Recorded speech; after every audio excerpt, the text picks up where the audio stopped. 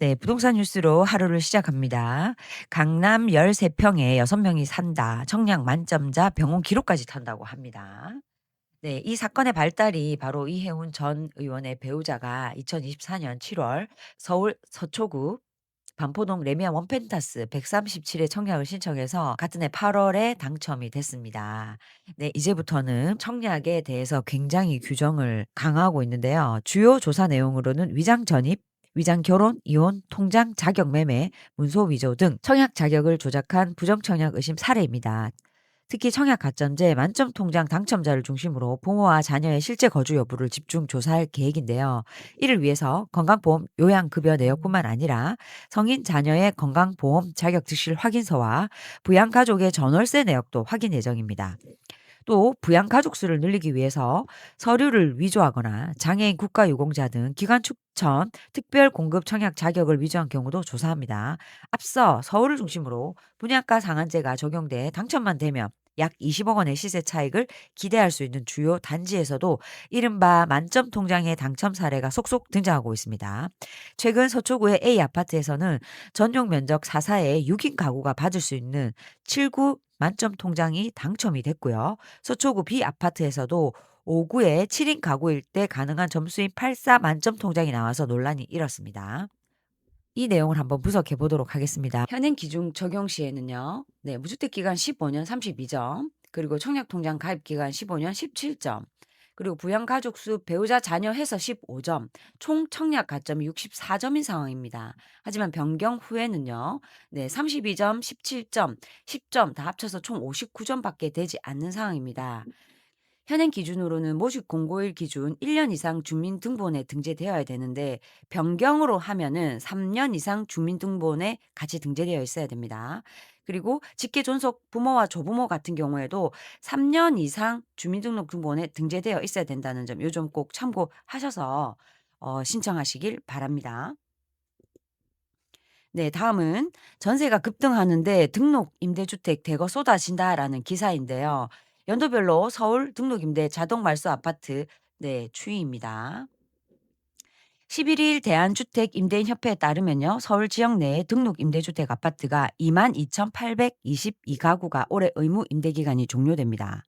그래서 내년부터 내후년까지 14,861가구의 의무 임대 기간이 말소될 예정인데요.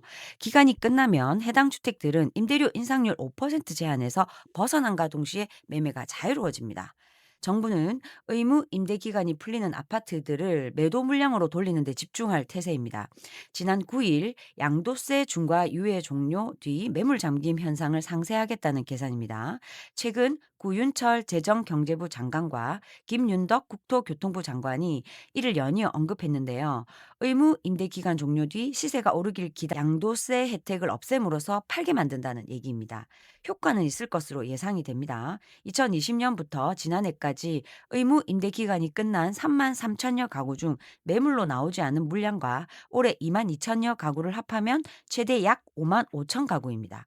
서울의 연간 아파트 적정 수요량 4만에서 5만 정도 가구를 넘는 수치인데 다만 제도 시행 당시 제한대로 공시지가 6억 원 이하였던 외곽 또는 상급지 재건축 단지의 소형 평형에 국한될 전망이라고 합니다. 집주인들 역시 강하게 반발하고 있겠죠. 외곽과 상급지에 각각 등록 임대 아파트를 보유한 임대업자는 세입자가 계약갱신 청구권을 쓰거나 해당 단지의 재건축 조합이 이미 설립되어서 관리 처분인가 나면요. 팔고 싶어도 못 판다고 토로를 했습니다.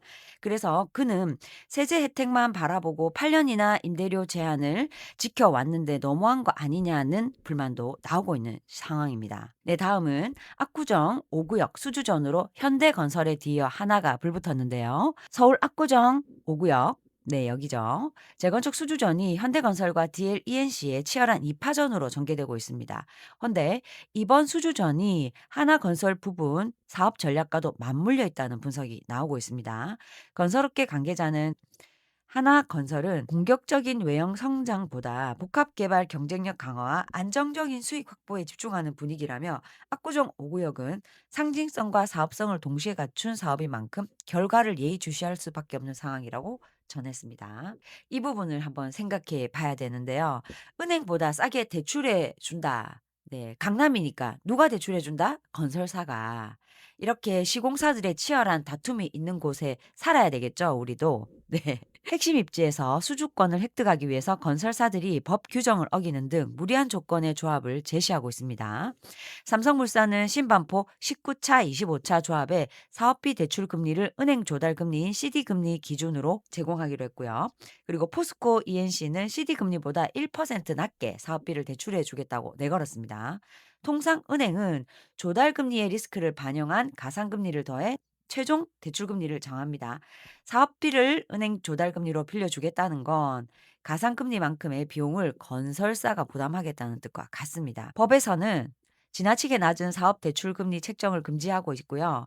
도시환경주거정비법 132조에 따르면 이사비나 이주비 등 시공과 관련이 없는 사항에 대해서 금전이나 재산상 이익을 제공하면 안 된다. 조정법 113조를 보면 이 같은 내용을 위반할 때 과징금을 부과받거나 시공사 선정도 취소될 수 있다고 합니다.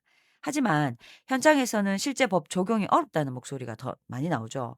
통상 건설사들이 조합에 사업비를 빌려줄 때는 목적법인 SPC를 설립해서 우회를 해서 지원하기 때문인데요. 사업비 대여의 주체가 형식적으로는 SPC인 만큼 처벌에 대한 법적 해석도 분분하다라는 것으로 알려져 있습니다. 결국 여러분, 입지 좋은 곳에 살아야 돈을 싸질머지고 와서 대출을 해준다는 겁니다. 매일 아침 부동산 뉴스를 체크하며 하루를 시작하는 부동산 마키 박언정이었습니다. 오늘도 행복한 하루 되세요. 감사합니다.